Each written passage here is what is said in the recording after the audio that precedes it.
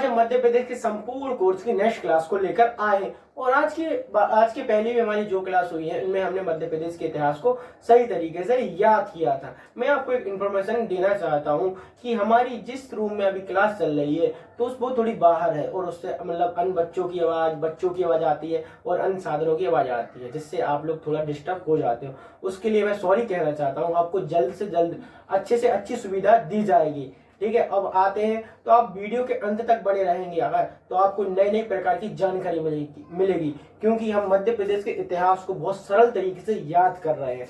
तो जो बच्चों ने पहली क्लास देखी है तो उनके लिए मैं रिवीजन कराना चाहता हूं और जो नए बच्चे आए तो वो भी अब एक बार पूरी पुरानी क्लास देख लें। तो इसके पहले हमने मौर्य वंश के बारे में याद किया था। मौर्य वंश के अपने कौन सा शुंग वंश के कौन सा पढ़ा था, शुंग वंश का सातवाहन वंश को हमने क्या किया था, याद किया था।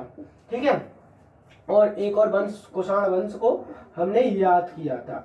ठीक है, अगर पूछा जाता है कि मतलब शीशे के सिक्के किसने चलाए हैं तो शीशे के सिक्के अपने इनने चलाए हैं, सातवाहन वंश ने। ठीक है, शीशा कहाँ से आता था तो शीशा इनका रोम से आता था। ठीक है, और रोमन नामक शैली के सिक्के कहाँ से प्राप्त हुए, मतलब रोमन, और रोते रोते कैसे, मंद मंद रोते हैं, मतलब मंदसौर से रोमन की मतलब सिक्के प्राप्त हुए। तो मंदसौर के कहां से, तो मंदसौर के आवारा गांव से। ठीक है, आवारा से क्या हुए थे, प्राप्त हुए थे। और सातवाहन के संस्थापक कौन हो जाएंगे, तो अपन ने देखा था जब आपके पास 7 वाहन हो जाएंगे तो आपका क्या करेंगे, सब सी मुख मतलब सी मुख देखेंगे। और शुंग वंश के संस्थापक कौन हो जाएंगे, तो पुष्यमित्र शुंग हो जाएंगे। ठीक है, उसके बाद अपन ने देखा तो कुषाण मतलब क्या होता है, पत्थर। और पत्थर पे कौन खिसकती है, तो अपन ने देखा था बिल्ली मतलब कैड फिशेस। और कौन सा, कुजिल कैट फिशेस। ठीक है, कुजिल कैट फिशेस इसके संस्थापक हो जाएंगे। सबसे पहले शुद्ध सोने के सिक्के किसने चलाए थे, तो वो अपने कुषाणों ने चलाए थे। और सोने के सिक्के पूछा जाए तो यवनों ने चलाए थे, इसको भी हमने याद किया था। यवन शासक कौन था, मिनांडर। ठीक है, कौन था, मिनांडर।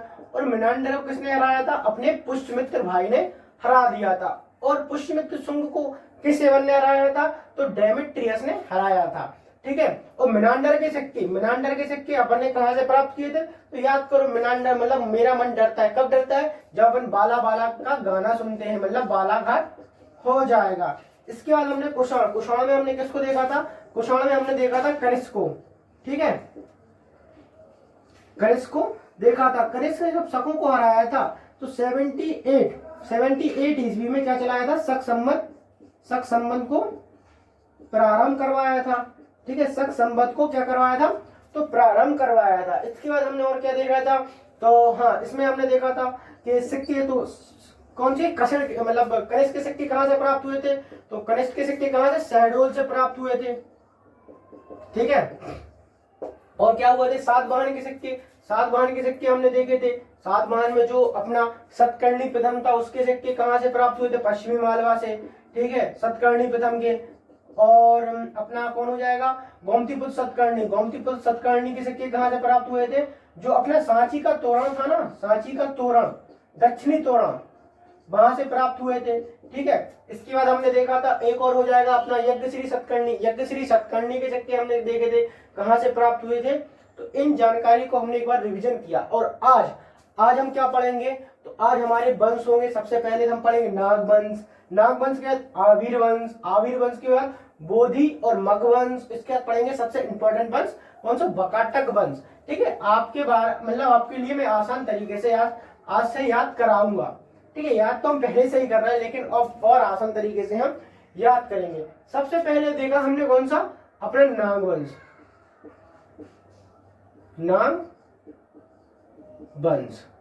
देखो, सबसे पहले पूछा जाता है नागवंश के संस्थापक कौन थे, अपने संस्थापक। तो इनके संस्थापक कौन हो जाएंगे, वृषल नाग। ठीक है, अब देखो सभी को पता होगा कि जो नाग में क्या रहता है, विष रहता है, तो वृषल नाग हो जाएंगे। एक और पूछा जाता है कि नाग वंश कि जो मतलब इनके शासक कहां से आए थे, इनकी जो शासक है ना वो कहां से आए थे, तो वो आए थे मथुरा से। कहां से आए थे, मथुरा से आए थे। अच्छा उज्जैन से कौन आए थे, उज्जैन से आए थे अपने पुष्यमित्र शुंग, मतलब शुंग वंश के पूर्वज। कहां से आए थे, तो नाम मतलब कहां से आए थे, उज्जैन से आए थे। इसके बाद हमने देखा इनकी राजधानी, तो इनकी राजधानी क्या हुआ करती थी, तो इनकी राजधानी अपनी विदिशा हुआ करती थी। ठीक है, क्या हुआ करती थी, विदिशा हुआ करती थी राजधानी। किनकी, नांग वंश की। नांग वंश की संस्थापक वृषण नाम हो जाएंगे। इनके जो शासक थे कहां से आए थे, मथुरा से आए थे। अगर आपसे पूछा जाता है नांग वंश के पूर्वज या शासक कहां से आए थे, तो मथुरा से आए थे। उनकी राजधानी कहां हो जाएगी, तो पहले इनकी राजधानी विदिशा थी, बाद में चेंज हुई थी, हम उसको देखेंगे। इसके बाद हम देखते हैं अगले शासकों के बारे में। इसमें कुछ 2 या 3 शासक हैं जिनको हमें याद करना है, मतलब शासकों के बारे में। सबसे पहले हमारा एक हो जाएगा वृषण नाम, ठीक है। इसके बाद आ जाएंगे वृषण नाम के बाद हम आ जाएंगे कौन सा, गणपति नाम। गणपति नाम के बाद देव नाम, देव नाम के बाद भीम नाम,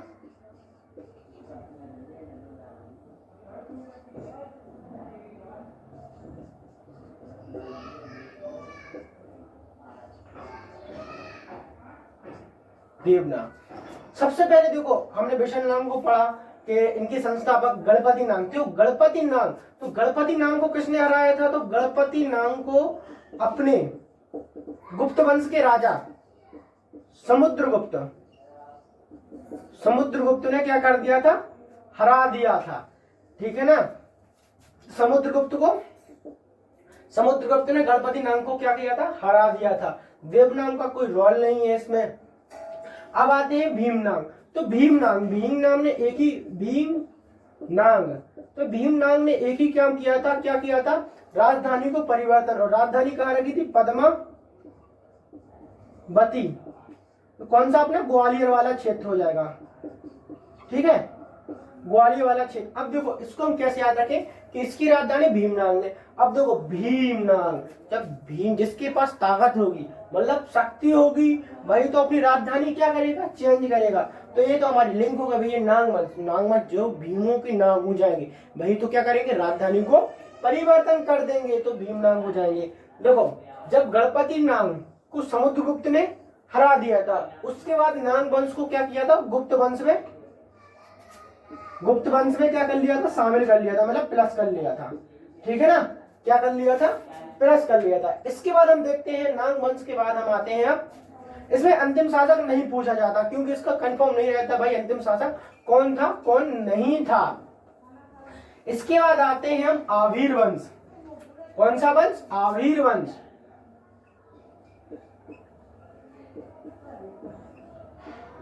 आवीर वंश। अब ये आवीर वंश कहां था, तो आवीर वंश अपना दक्षिणी मालवा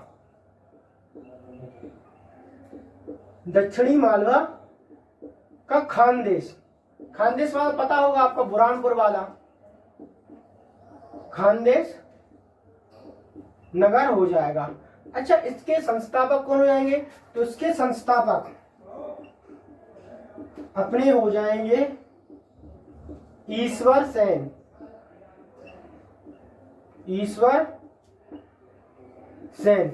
इंपॉर्टेंट ये है, देखो आवीर।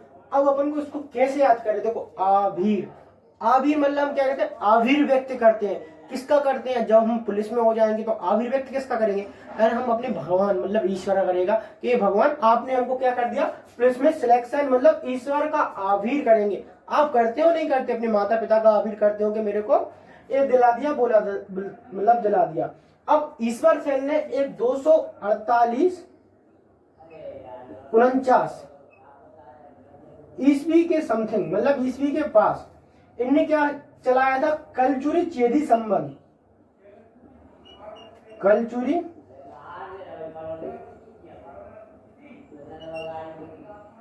चेदी संबंध प्रारंभ करवाया था। ठीक है ना, कलचुरी चेदी संबंध क्या करवाया था, प्रारंभ करवाया था? किसने? ईश्वर सेन ने प्रारंभ करवाया था। तो खानदेश वाले में हमें इतना ही याद करना है कि आविर, आविर हम किसका व्यक्त करते हैं? तो हम करते हैं ईश्वर का, मतलब कौन हो जाएंगे? संस्थापक हो जाएंगे। इसके बाद ईश्वर सेन ने क्या करवाया था?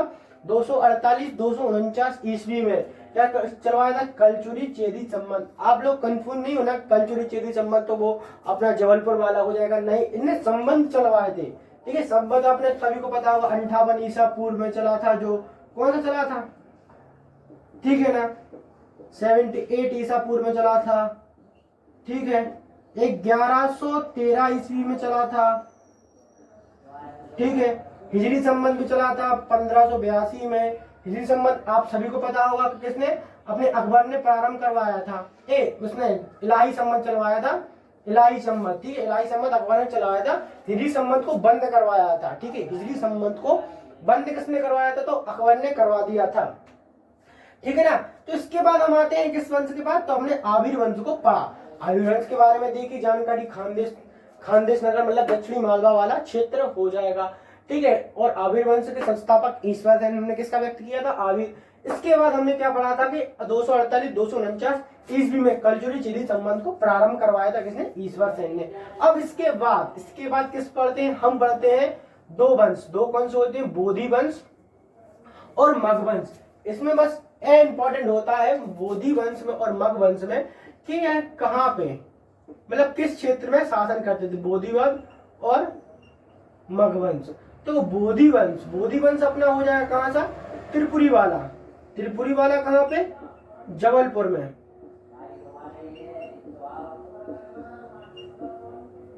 ठीक है ना। और मगवंश कहां हो जाएगा? तो मगवंश हो जाएगा अपना बघेलखंड वाला।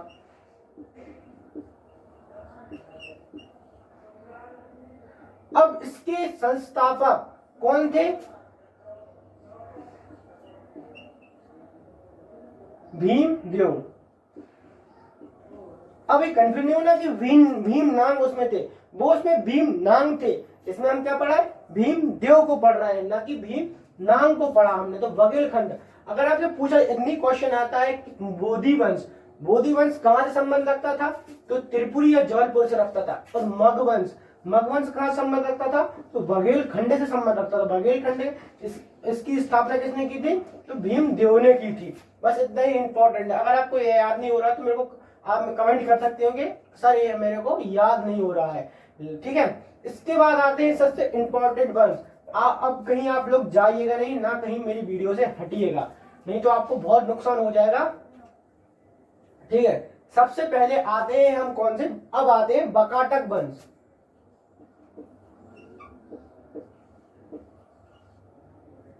बकाटक वंश देखो, बकाटक वंश कहां से संबंध रखता था? तो बुंदेलखंड क्षेत्र।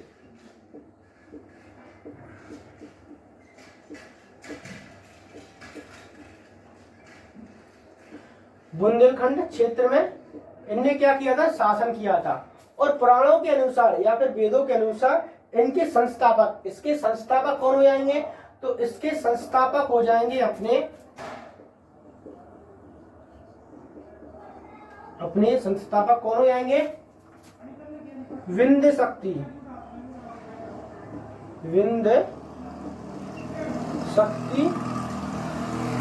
हो जाएंगे। किसके? वकाटक वंश। तो अपना पहला शासक कौन हो जाएंगे? विंध्य शक्ति।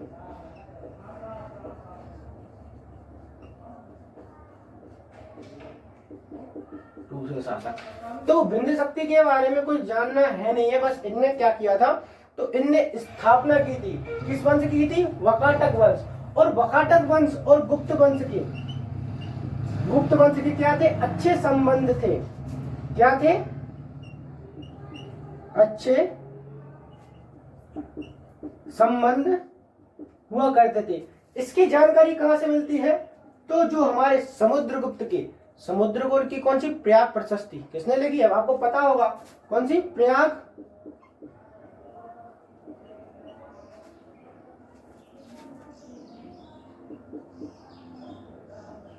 प्रशस्ति, जो हरिसेन द्वारा लिखी गई है।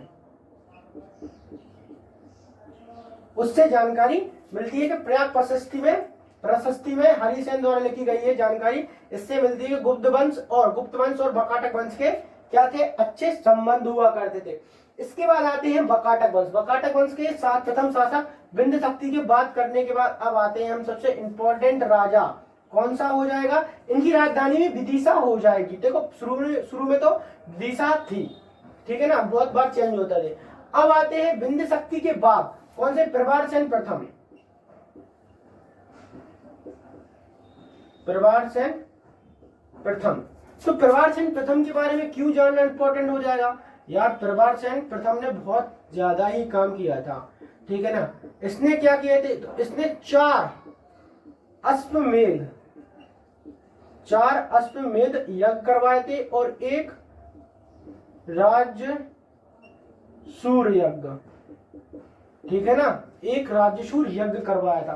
प्रभारसेन के समय अगर आपसे पूछा जाता है कि बकाटक वंश, जो बकाटक वंश का क्षेत्र कहां से कहां तक हो गया था, तो बुंदेलखंड से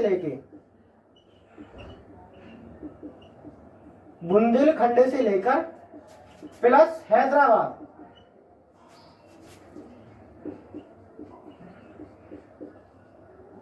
हैदराबाद तक क्या हो गया था, बकाटक वंश का क्षेत्र।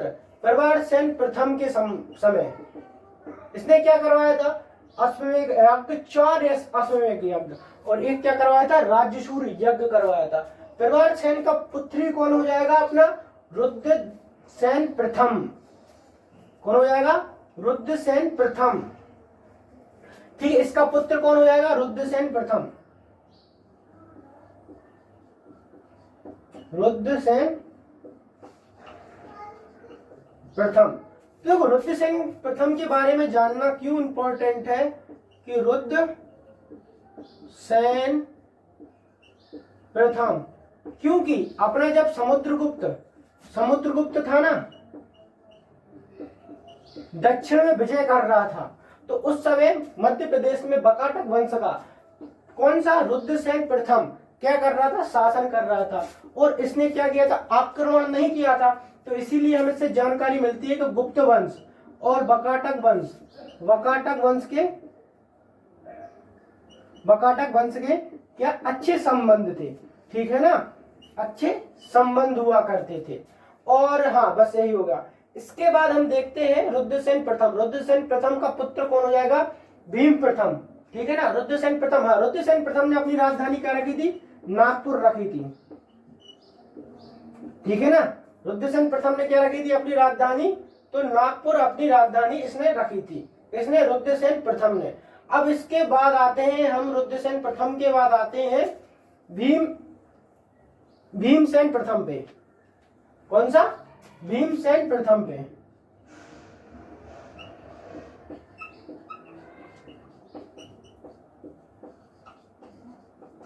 मैं आपको पूरे शासक याद करा दूंगा, आप टेंशन नहीं लेना कि आप पढ़ाते जा रहा हूं याद नहीं करा रहा हूं। जब एक बार हम लिख लेंगे उसके बाद मैं आपको याद करा दूंगा किस शासक के बाद कौन सा शासक आया था।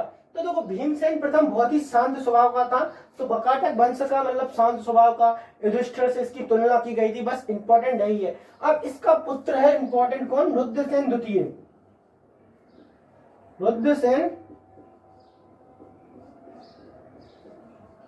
द्वितीय, देखो पहले चलो मैं आपको याद ही करा देता हूं। पहले तो अपनी कौन है, विंध्य शक्ति आया। अब विंध्य शक्ति कैसे आया, इसको हमने कैसे किया, देखो बुंदेलखंड।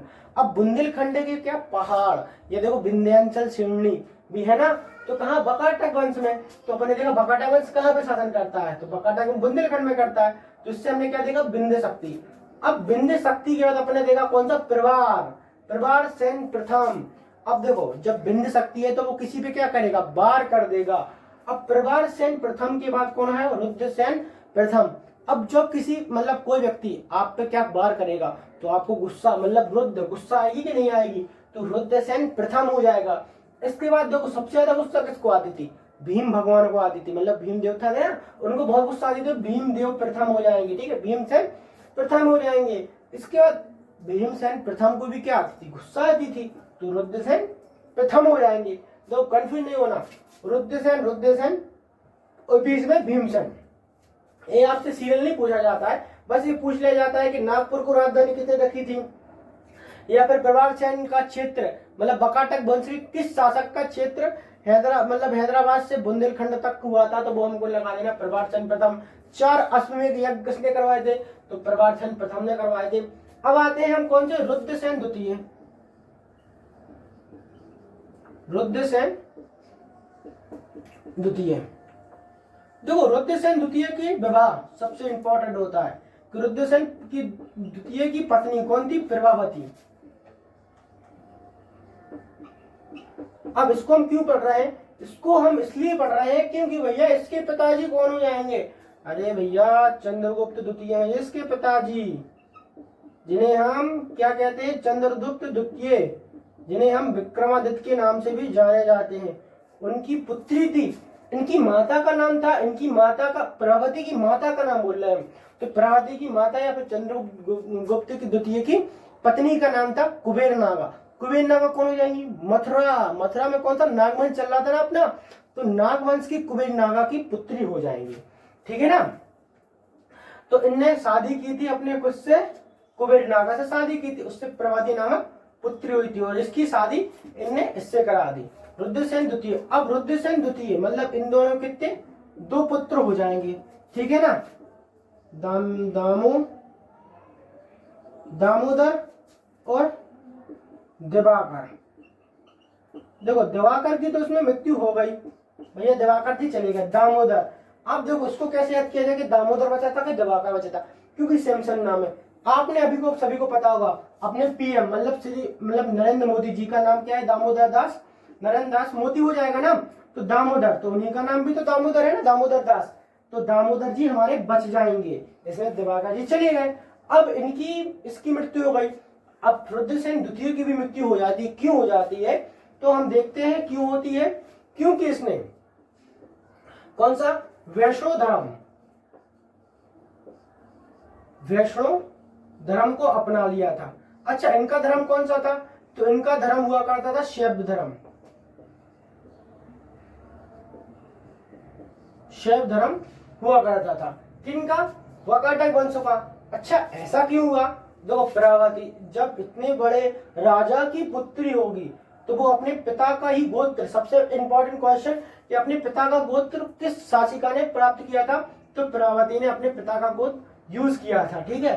तो इससे मतलब जब पत्नी ऐसी है तो भैया पति को भी बोला यार तुम चलो वैष्णव धर्म अपनाओ, शैव धर्म को छोड़ो, तो जैसे इन्हें शैव धर्म त्यागा तो इनकी रोग होने से क्या हो गई थी, रुद्रसेन द्वितीय की मृत्यु हो गई थी और इसने शैव धर्म अपना लिया था, वैष्णव धर्म अपना लिया था। अगर आपसे पूछा जाता है कि मतलब वाकाटक वंशीय किस शासक ने, कौन सा वाकाटक वंशीय किस शासक ने शैव धर्म को छोड़कर वैष्णव धर्म को अपनाया था, तो किसने अपनाया था, अरे हमें कैसे याद करेंगे, हाँ रुद्रसेन द्वितीय, क्योंकि रुद्रसेन द्वितीय की तो शादी किससे हुई थी, प्रभावती से, और प्रभावती के पिता कौन हो जाएंगे, चंद्रगुप्त द्वितीय हो जाएंगे। इनके 2 पुत्र हो जाएंगे, दामोदर और दिवाकर।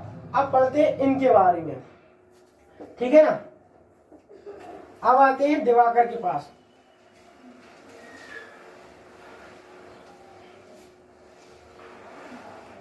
किसके पास आते हैं, अब आते हैं दिवाकर, ए दामोदर,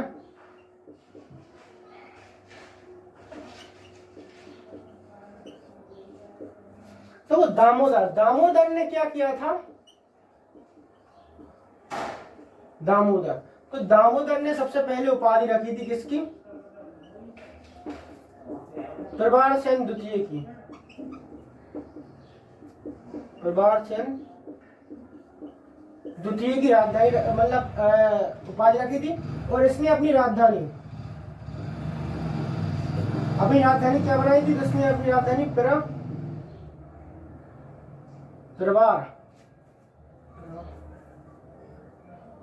प्रभार बनाई थी, ठीक है, प्रभार नगर बनाई थी, जो अपने महाराष्ट्र में हो जाएगी। कौन सी बनाई थी, प्रभार नगर हो जाएगी। तो इसने दामोदर किसकी उपाधि रखी थी, प्रभार सेन द्वितीय की उपाधि रखी थी। और इसने अपनी कौन सी, प्रवारा या प्रभार नगर, अपनी जो महाराष्ट्र में है ना, इसको अपनी राजधानी क्या बनाया था, तो दामोदर हो गया, ठीक है। दामोदर ने कौन सी राजधानी रखी थी, और अच्छा नागपुर किसने रखी थी, तो रुद्रसेन प्रथम ने नागपुर रखी थी। अब इसके बाद हम देखें कि रुद्रसेन प्रथम का संबंधी अपने किससे, समुद्रगुप्त से हो जाएगा कि भैया रुद्रसेन प्रथम से ये हो जाएगी। इसके बाद और कौन सा, हाँ दामोदर। तो दामोदर के बाद बकाटक वंश का क्या होने लगा था, विलय होने लगा था, मतलब क्या टूटने की क्रिया पे आ गया था, क्या मतलब टूटने वाला था या फिर खत्म होने वाला था क्या। तो बकाटक वंश दामोदर के बाद क्या समाप्त होने पे समय पे आ गया था।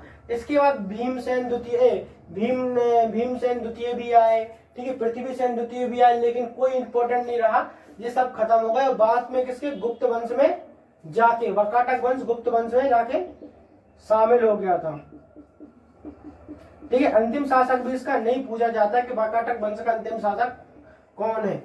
आप ये मत समझना कि दामोदर के बाद तो और राजा आए थे, मगर हमने उसको याद नहीं किया। क्यों नहीं किया भाई, इंपॉर्टेंट नहीं है, इंपॉर्टेंट चीजें पढ़ने वाली है। ऐसे तो मैं आपको पूरा पढ़ा दूंगा किताब सामने रख के, अभी आपको बिना देख पढ़ा रहा हूँ कि भैया मैंने वो याद किए हैं, क्योंकि वो इंपॉर्टेंट थे इसलिए मैंने याद किए थे वो, और मेरे को याद भी है। इसके बाद हमने देखा वकाटक वंश, ठीक है, वकाटक वंश। तो आज हमने कौन कौन से वंश पढ़े, तो आज हमने सबसे पहले पढ़ा था अपना नागवंश, ठीक है ना। कौन सा वंश पढ़ा था आज हमने, तो आज हमने सबसे पहले पढ़ा था क्या, नागवंश पढ़ा था, नागवंश। नागवंश के बाद कौन सा पढ़ा था, आभीर वंश। आभीर वंश के बाद कौन सा पढ़ा था, बोधि या मगवंश। फिर वकाटक वंश हो जाएगा, ठीक है। इसमें हम देखते हैं, कुछ रिवीजन करते हैं। नागवंश, नागवंश के पूर्वज कहां से आए थे, तो मथुरा से आए थे। आविर वंश कहां का संबंध रखता है, तो दक्षिणी मालवा या खानदेश वाला संबंध रखता है। मोदी या मगवंश, मोदी वंश कहां से, त्रिपुरी जबलपुर से। और मगवंश कहां से रखता है, अपना बघेलखंड वाले क्षेत्र से। और वकाटक वंश कहां से, बिंद शक्ति या फिर अपना बुंदेलखंड से संबंध रखता है। नागवंश की राजधानी पद्मावती किसने रखी थी या ग्वालियर किसने बनाई थी, तो भीमनाग ने बनाई थी, ठीक है। और नागवंश के किस शासक को समुद्रगुप्त ने हराया था, तो किसने हराया था, गणपति नाग ने हराया था। आविर वंश के संस्थापक आभीर, मतलब हम आपको आभीर व्यक्त करते हैं, जिससे ईश्वर से बोलेंगे, तो ईश्वर सेन इसके क्या हो जाएंगे, ईश्वर सेन इसके सेन संस्थापक हो जाएंगे। और ईश्वर सेन ने ही 248-49 में क्या करवाया था, कलचुरी चेदी संबंध क्या करवाया था, प्रारंभ करवाया था। वकाटक वंश के किस शासक ने 4 अश्वमेध यज्ञ और 1 राजेश्वर यज्ञ करवाया था, प्रवारसेन प्रथम ने। इसको भी हमने पढ़ा ना, प्रवारसेन प्रथम ने कराया था, ठीक है, प्रवारसेन प्रथम ने कराया। प्रवारसेन प्रथम के समय ही इसका जो साम्राज्य क्षेत्र बुंदेलखंड से लेके हैदराबाद तक हो गया था, क्योंकि इसको बार करना था पहली बार, ठीक है। रुद्रसेन प्रथम की राजधानी नागपुर हो जाएगी, और इसी के समुद्रगुप्त से अच्छे संबंध हो जाएंगे। भीम प्रथम कोई इंपॉर्टेंट नहीं है, बस सबसे शांतिपूर्ण राजा कहलाता है। फिर रुद्रसेन प्रथम की शादी किससे हुई थी, कौन से हुई थी, रुद्रसेन द्वितीय की शादी किससे हुई थी, अपनी प्रवती से। प्रवती कौन थी, अपनी चंद्रगुप्त द्वितीय की क्या थी, पुत्री हो जाएगी। और इसके कितने पुत्र, 2 पुत्र, दामोदर और दिवाकर। मृत्यु किसकी होगी, अपने दामोदर जी की तो जिंदा रहेंगे क्योंकि वो नरेंद्र मोदी है, दिवाकर जी समाप्त हो जाएंगे। तो अपने दामोदर को पढ़ा, दामोदर ने क्या करी थी, दामोदर ने अपनी राजधानी प्रवारपुर या प्रवार नगर रखी थी, ठीक है, प्रवारपुर या प्रवार नगर रखी थी उसने। और प्रवारसेन द्वितीय के नाम से गद्दी पे बैठा था। और अंत में वकाटक वंश किस में मिल गया था, तो वकाटक वंश अंत में गुप्त वंश में मिल गया था। तो आज की हमारी वीडियो बस इतना ही याद कराया गया है। अब कल हम दूसरे वंश पढ़ेंगे। अब हमारा सबसे कल इंपॉर्टेंट वंश गुप्त वंश प्रारंभ होगा, जो मध्य प्रदेश की दृष्टि से बहुत ही बहुत भी इंपॉर्टेंट हो जाएगा, ठीक है। अगर आपको वीडियो अच्छी लग रही हो तो लाइक कमेंट एंड शेयर तो जरूर कीजिए। और मैं आपको बोलता भी और कमेंट करो, तो आप लोग कमेंट नहीं कर रहे हो। अगर आपको वीडियो अच्छी नहीं लग रही तो आप अनलाइक पक्का कीजिए कि भैया मेरे को वीडियो अच्छी नहीं लग रही, तो अनलाइक वाला बटन भी आपको दिया रहता है, जिससे मेरे को पता तो चले कि यार अच्छा पढ़ा रहा हूँ कि खराब पढ़ा रहा हूँ। आप लोग बस थोड़ी सी वीडियो देखते हो और निकल जाते हो, अंत तक मेरे को पता भी है कि आप देख रहे हो कि नहीं देख रहे हो। ठीक है, इसलिए मेरा यही कहना है कि अब पेपर पास में आने लगे हैं। ठीक है, जून जुलाई जुलाई मतलब जून शुरू हो गया है, जुलाई और अगस्त में अगर हो जाएंगे तो आप ही का फायदा है, नहीं होगा तो भी आपका फायदा है, क्योंकि हम और अच्छे से याद कर लेंगे। क्योंकि आने वाले समय में हम मध्य प्रदेश की ऐसी ऐसी चीजें याद करेंगे जो आप रट रट के परेशान हो गए थे। ये मेरा वादा रहा। आप लोग जरूर बोलोगे सर आपकी वजह से मेरा पेपर निकला है या फिर याद किया। मैं नहीं बोलूंगा कि मैं आपका पेपर निकालूंगा, मैं एक तक बोल सकता हूँ कि हाँ आप लोग को मैं इतना याद करा दूंगा कि 4 में से 3 आंसर या 2 आंसर आपको पता होंगे। ठीक है ना, अंत में यही कहना है, अगर वीडियो अच्छी लग रही हो तो लाइक कमेंट और सब्सक्राइब करें। सब्सक्राइब जरूर करें और जब सब्सक्राइब कर रहे हो तो घंटा वाला बेल आइकन पर प्रेस जरूर करें। धन्यवाद।